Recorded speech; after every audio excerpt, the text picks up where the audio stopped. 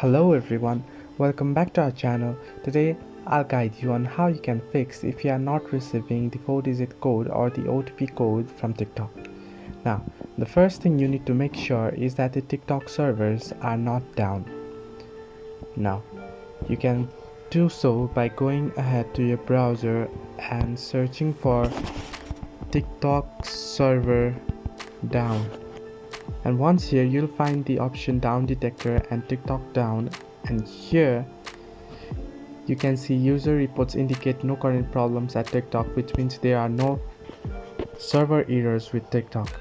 Now the second thing you need to do is head over to your phone text and here go to its option and go to spams and blocked, and make sure that the OTP code being sent by TikTok is not being spammed and blocked on your phone. So these are the only way you can get the OTP code. If it's not working still, you just probably need to wait for a few hours and then try again. Hope this helped. Do like and subscribe, and not forget to leave a comment down below if you have any further issues.